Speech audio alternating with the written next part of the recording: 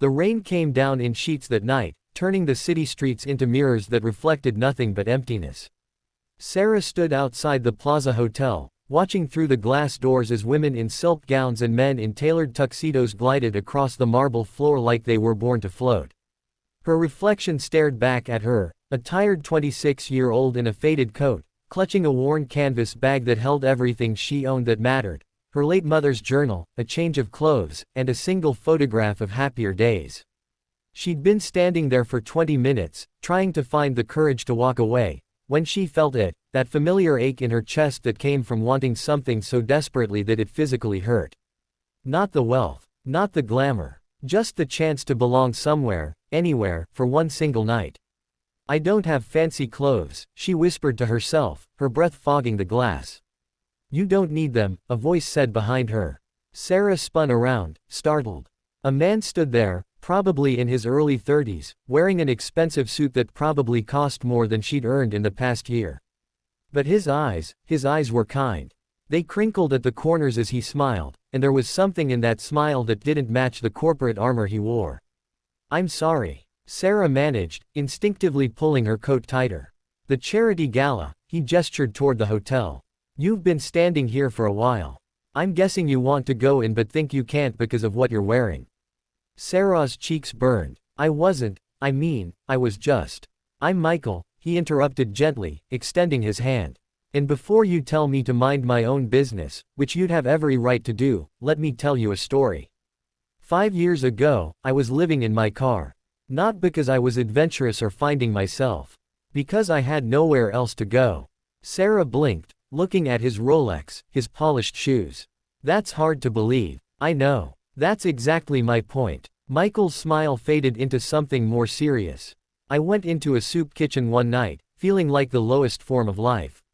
And the woman serving food looked at me, really looked at me, and said, 'You have kind eyes. That's the only thing that matters.' She gave me double portions and her phone number in case I ever needed help. I never called, but I kept that piece of paper for 2 years." "What happened?" Sarah asked, despite herself. "I got lucky. Caught a break. Started a tech company that somehow didn't fail like the statistics said it should." He shrugged. "But that woman, she didn't give me food because she thought I'd be successful someday. She gave it to me because she saw a human being who was hungry. That's what real wealth looks like." Sarah felt tears prickling at her eyes and hated herself for it. She didn't want pity, especially not from a stranger in a $3,000 suit. "Why are you telling me this?" she asked. "Because tonight's gala is for a homeless shelter. Because I bought a table for 10 and I'm sitting there alone.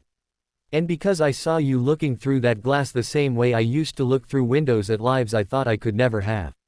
Michael paused. "Come with me. Not as my date, not as charity. Come as someone who deserves to take up space in the world just as much as anyone else in there." "I can't," Sarah said, but her voice cracked. "Look at me. I'd embarrass you. The only thing that would embarrass me is walking past someone who needs kindness and pretending I didn't see them. That's what the old world did. I'm trying to build a different one." He pulled out his phone. "I have a friend who runs a boutique 2 blocks from here. She owes me a favor. Let's get you something to wear." 20 minutes later, Sarah stood in front of a mirror in a small boutique that smelled like lavender and new beginnings. The dress wasn't expensive by Plaza Hotel standards. Michael had been clear with his friend that they wanted simple and dignified, not flashy. But it fit perfectly, a deep blue that made Sarah's eyes look brighter than they had in months. "I can't accept this," Sarah said, even as she smoothed the fabric with trembling hands. "Then pay it forward someday," Michael said from outside the dressing room. "That's all I ask. When you're in a position to help someone else, and you will be, I promise you that, just remember this moment."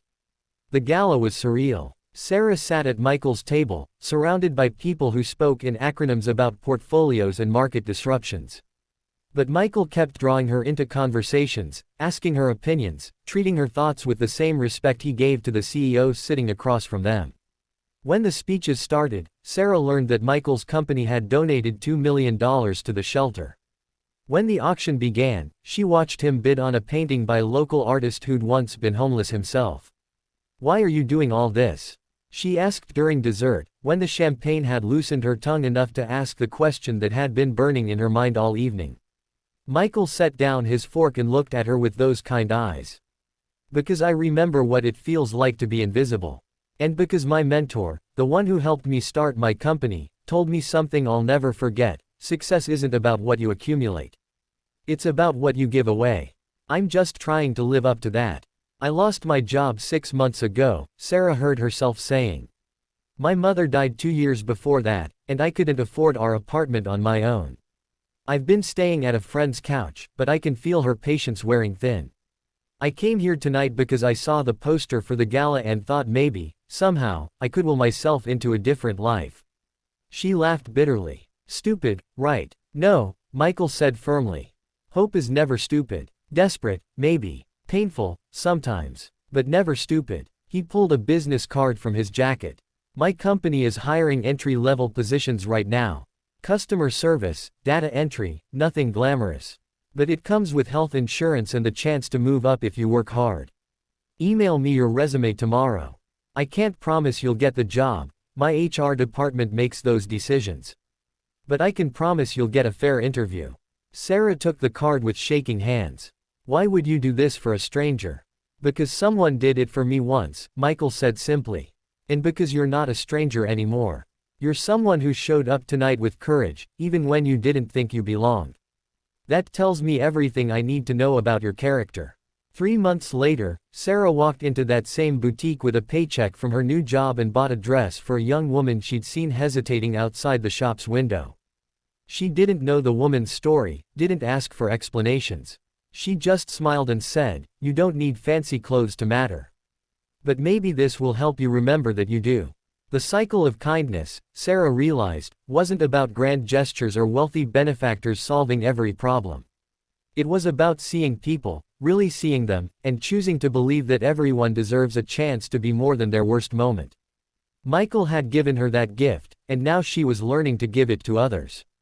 Because in the end, humanity isn't measured in silk and diamonds.